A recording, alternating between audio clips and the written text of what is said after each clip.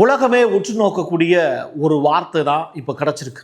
Next 48 hours, அடுத்த 48 மணி நேரத்தில் இந்த உலகம் சந்திக்க இருக்கக்கூடிய பேரழிவு பற்றிய செய்தியை தான் இப்போ நம்ம பேச போகிறோம். டூம்ஸ்டே. இந்த விமானம் அவ்வளவு எளிமையாக வெளியில் வராது. அழிவுக்கான நேரத்தில் தான் அது வெளியில் வரும். அணுசக்தி ஆயுதங்கள் எப்பெல்லாம் அமெரிக்காவில் பயன்படுத்துகிறாங்களோ அப்போ தான் அந்த ஃப்ளைட்டை வெளியில் விடுவாங்க. அப்படி ஒரு காட்சி தான் இப்போ நம்ம பார்க்க போகிறோம்.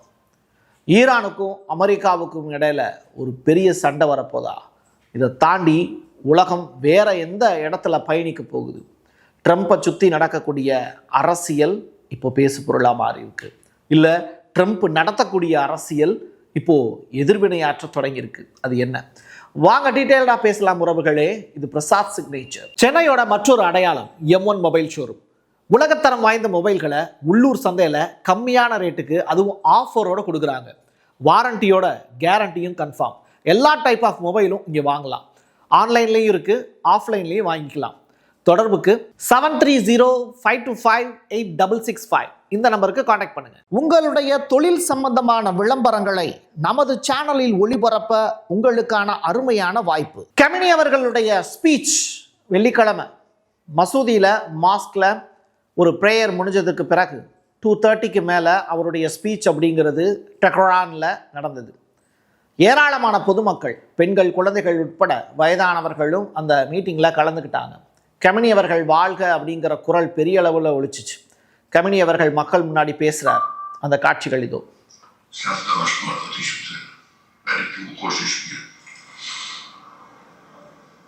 இஸாப் போட்டுட்டு பெண்கள் வந்து கலந்துக்கிறாங்க.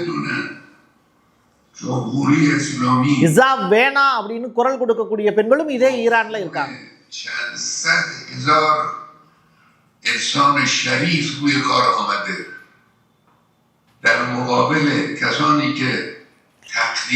இவர் பேசக்கூடிய மொழி நமக்கு புரியாதுதான், ஆனா அவர் பேசியிருக்காரு அப்படிங்கிறதுக்கான ப்ரூஃப் மட்டும்தான் உங்களுக்கு கொடுத்தேன்.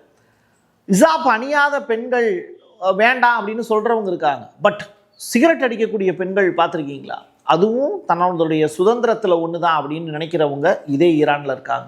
இந்த வீடியோவோட கடைசியில் அந்த கொடூரமான காட்சிகளை நான் உங்களுக்கு காட்டுறேன். அது சில பேருக்கு என்ஜாய்மெண்ட்டாக இருக்கும், சில பேருக்கு வந்து கஷ்டமாக இருக்கும். இதில் ரெண்டுலேயுமே எதை நீங்கள் சீர்தூக்கி பார்க்குறீங்க அப்படிங்கிறத நீங்களே வச்சுக்கலாம். ரைட், ஓகே, அது தனி மனித சுதந்திரம் சார்ந்தது. இப்போ ஈரான் சுப்ரீம் லீடர் கெமினி அவர்களுடைய ஸ்பீச். அவங்க என்ன சொல்கிறாங்க? இஸ்லாமிய குடியரசு 100,000 மனிதர்களின் உன்னதமான இரத்தத்தால் கட்டப்பட்டது அப்படிங்கிற ஸ்டேட்மெண்ட்டை பதிவு செய்கிறார். இந்த ஸ்டேட்மெண்ட் ரொம்ப ரொம்ப முக்கியமானது. இதுதான் அவருடைய ஸ்பீச்சில் ரொம்ப ஹைலைட்டான ஸ்பீச் அப்படின்னு சொல்கிறாங்க. அழிவுகளை ஏற்படுத்த நினைப்பவர்களை அமெரிக்காவை பார்த்து சொல்கிறாரு, என்னாலும் நாம் பின்வாங்க மாட்டோம் அப்படின்னு சூளுரை எடுக்கிறார். இவருடைய ஸ்பீச் ரொம்ப நீண்டதாக இருக்குது. அதனுடைய ஸ்பெஷல் பாயிண்ட்டை மட்டும் நான் சொல்கிறேன். ரைட்டா? அதே நேரத்தில் இஸ்ரேல் ஒழிக அமெரிக்காவினுடைய டெத்து, அதற்கு பிறகு யூகேவினுடைய டெத்து, இது மூணுமே ரொம்ப முக்கியமானது அப்படிங்கிற ஸ்டேட்மெண்ட்டை அவர் பதிவு செய்கிறார்.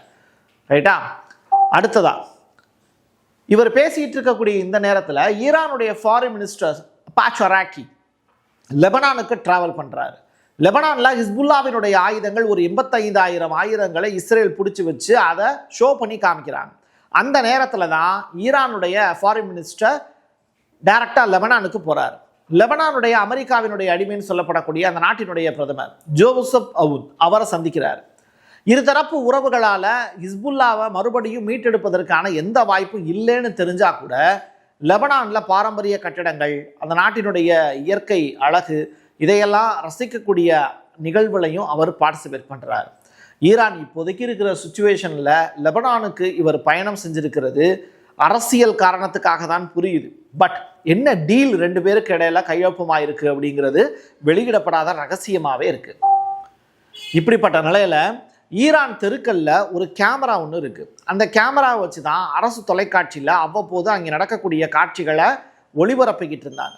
அந்த கேமரா வந்து 360 டிகிரியில் இயங்கக்கூடியது. அந்த கேமரா மேலே அது இருக்கக்கூடிய கம்பம் வந்து ரொம்ப பெருசு. அந்த கம்பத்தின் மேலே ஏறி ஒருத்தர் வந்து அந்த கேமராவை பிச்சு போடுறாரு, அதாவது என்னென்னா உடைக்கிறார். ரைட்டா? அந்த காட்சிகளும் அரங்கேறிச்சு. இதெல்லாம் பார்த்த நம்ம வந்து ஒரு விஷயத்தை வந்து புரிஞ்சுக்கணும். எப்படின்னா, மக்களே தன்னுடைய தலையில் மண் அள்ளி போட்டுக்கிறாங்க அப்படிங்கிறது தான். யானை வந்து தன்னுடைய தலையில் மண் அள்ளி போட்டுக்கிறதுங்கிறது வேற கதை. பட் ஈரானில் இருக்கக்கூடிய ஒரு புரட்சிகரமான ஒரு பெண் ஒருத்தவங்க குழந்தைய வச்சுக்கிட்டு ஒரு பேட்டி ஒன்று கொடுத்துருந்தாங்க. அதையும் நான் பார்த்தேன். அந்த வீடியோவில் அவங்க சொல்லியிருக்கக்கூடிய விஷயம், இன்னைக்கு புரட்சின்னு சொல்லி நம்ம நாட்டில் போராட்டத்தில் ஈடுபடக்கூடியவங்க எல்லாருமே அந்த குழந்தைக்கு வந்து இது இருக்குல்ல, புட்டிப்பால் சொல்லுவாங்கள்ல, அதை வந்து பார்த்திங்கன்னா கேஸ் அடுப்பில் அவங்க பற்ற வச்சுக்கிட்டே அவங்க என்ன பண்ணுறாங்க, அந்த நம்ம இந்த படத்தில் கமல் கூட ஒரு படத்தில் வந்து அந்த பேர குழந்தைக்கு வந்து பாட்டிலில் வந்து பால்லாம் ஊற்றி அதை காய்ச்சி எடுத்துகிட்டு போவார்ல, விக்ரம் படம், அந்த படத்தில் வர காட்சி மாதிரி தான் இருந்தது அந்த லேடி பேசுகிறது. அதுக்கப்புறம் வந்து அவங்க சொல்கிறாங்க, இந்த மாதிரி புரட்சின்னு சொல்லக்கூடியவங்க எல்லாருமே ஒரு பீரியடில் தன்னுடைய நாட்டினுடைய அழிவை பார்க்க வேண்டியது இருக்கும். அந்த அழிவில் அவங்களும் அழிஞ்சு போவாங்கங்கிறதே மறந்துடுறாங்க. அதனால் இருப்பதை வைத்து பெருமையாக வாழ கற்றுக்கொள்ளுங்கள் அப்படின்னு ஈரானுடைய மத குருமார்களுடைய பெருமையை அவங்க பேசக்கூடிய வார்த்தைகள் அரங்கேறிச்சு. இது ஒரு புறம். இப்போது போராட்டக்காரர்கள் இது எல்லாத்தையும் உடைச்சிட்டாங்க. இதுக்கு பின்னாடி இஸ்ரேலுடைய மொசாட் தான் இவ்வளவு வேலையும் செய்கிறாங்க அப்படிங்கிறத ஈரான் ப்ரூஃபோட அந்த மொசாட் உளவாளியினுடைய ஃபோட்டோவையும் எடுத்து காமிச்சா கூட மக்கள் யாருமே நம்ப மாட்டுறாங்க. அதுதான் பிரச்சனை. அரசு தொலைக்காட்சியில் இந்த கேமராவில் இருக்கக்கூடிய வீடியோவை வெளியிட்டதுனால அந்த கேமராவையும் உடைச்சிட்டாங்க. இதுதான் அங்கே இருக்கக்கூடிய சுச்சுவேஷன். இதனால் அரசு என்ன பண்ணுறாங்க, ஈரானில் இணையதள பயன்பாடுகள் மூலியமாக தான் மக்கள் ஒன்று சேர்றாங்க. அந்த கெட் டுகெதர் அப்படிங்கிறது அது மூலியமாக தான் நடக்குது. அதை வந்து நம்ம க்ளோஸ் பண்ணணும் அப்படிங்கிறதுனால இணையதளத்தை பேன் பண்ணுறாங்க. இதுக்கு ஸ்டார்லிங்க்கு ஒரு நடவடிக்கை எடுத்திருக்காங்க. அது ரொம்ப ரொம்ப வித்தியாசமான அணுகுமுறை. அதை நான் அந்த வீடியோவோட கடைசியில் சொல்கிறேன். மொசாட் உளவாளி ரகசிய தகவல் பதிவேற்றம் அப்படிங்கிறது இந்த நெட் வழியாக தான் நடக்குதுங்கிறதுனால அதை பேன் பண்ணுறாங்க ஈரான் அரசு. ஸோ மக்களிடையே ஒரு பெரிய பீதி நிலவுது. எப்படி வந்து உக்ரைனில் ரஷ்யா வந்து ஒரு பெரிய அட்டாக் நடத்துனாங்களோ அதே மாதிரி இஸ்ரேல் ஈரானுக்கு இடையில ஒரு பெரிய வார் ஒன்று உருவாக போகுது அப்படிங்கிறது தான் இந்த சமிக்கைகள் சொல்லுது. அதே நேரத்தில் ஈரான் இந்த போரை விரும்புதான்னு கேட்டால் ஈரான் அமைதியாக இருக்கதா விரும்புது. ஆனால் இஸ்ரேல் ஈரான் மக்களை தூண்டி விட்டு பொருளாதார மந்தநிலையை பயன்படுத்தி அந்த நாட்டில் ஒரு ஸ்திரத்தன்மையற்ற அரசு இருக்குங்கிறத காமிச்சு இஸ்லாமிக் ரெவல்யூஷனை மாற்றி மேற்கத்திய கலாச்சாரத்தை புகுத்தக்கூடிய வேலையையும் ஷா அரசு அங்கே நிறுவக்கூடிய வேலையும் செய்கிறதுக்கு முயற்சி பண்ணுறாங்க அமெரிக்காவோட துணையோடு. ரைட்டா? இப்படிப்பட்ட நிலையில் அமெரிக்காவினுடைய டூம்ஸ்டே விமானம் ஒன்று வெளியில் வருது. இந்த டூம்ஸ்டே விமானத்தை பற்றிய பல பதிவுகள் பிரசாத் சிக்னேச்சரை பார்த்துக்கிட்டு இருக்கவங்களுக்கு நல்லாவே தெரியும். வேர்ல்டு வைடாக நம்முடைய சப்ஸ்கிரைபர்ஸ் இந்த டூம்ஸ்டே பிளைனை பற்றி நம்ம அதிகமாக சொல்லணும்னு அவசியம் இல்லை. ஆனால் அணு ஆயுத போர் எப்போல்லாம் நடக்க போகுதோ அப்போல்லாம் அமெரிக்காவினுடைய இந்த டூம்ஸ்டே விமானம் காட்சிப்படுத்தப்படும்.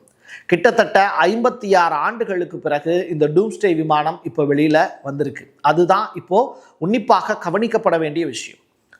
அழிவு நாள் அன்னைக்கு தான் இந்த போயிங் E4B இதிலேயே வந்து அமெரிக்கா கிட்ட ஏகப்பட்ட விமானங்கள் இருக்குது போயிங்லேயே. ஆனால் E4ம் E4B அப்படிங்கிற அந்த விமானமும் ரொம்ப ரொம்ப இம்பார்ட்டண்டானது. ஏகப்பட்ட வசதிகள் நிறைந்தது.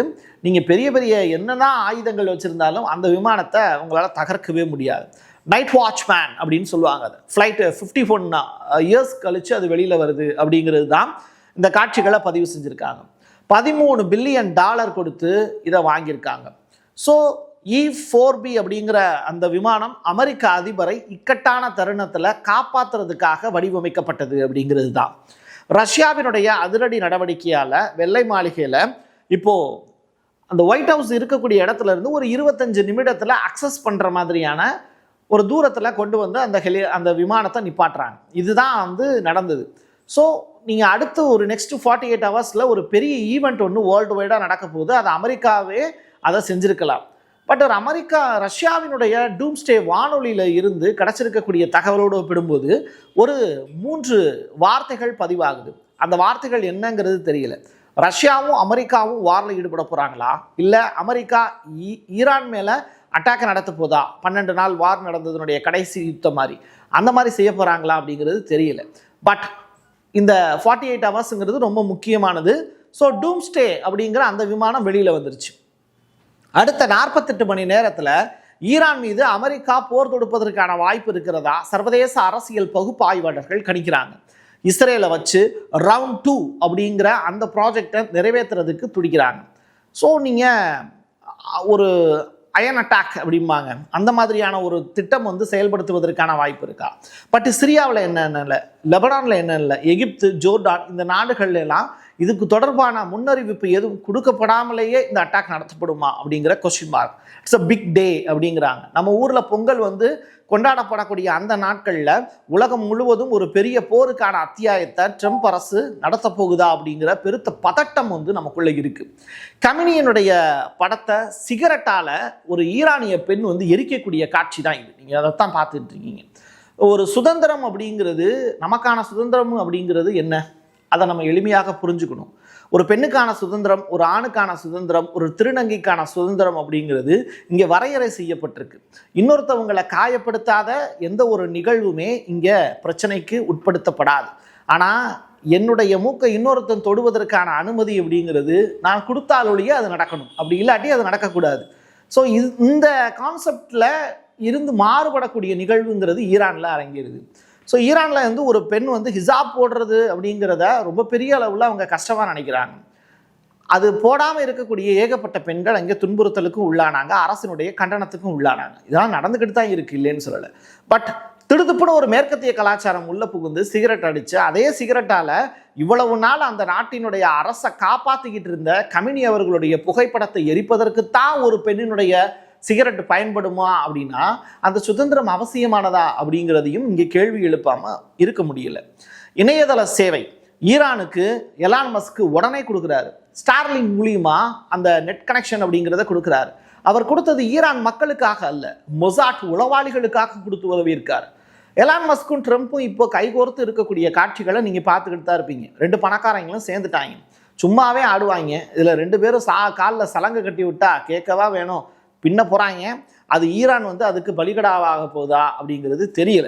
வெனிசுலாவினுடைய எதிர்க்கட்சி தலைவரை வேற அடுத்த வாரம் ட்ரம்ப் வந்து சந்திக்க போறார். மரியா மச்சோடா நோபல் பரிசு கொடுத்தாங்கல்ல, அந்த லேடியை இவர் சந்திச்சு பேச போறார்.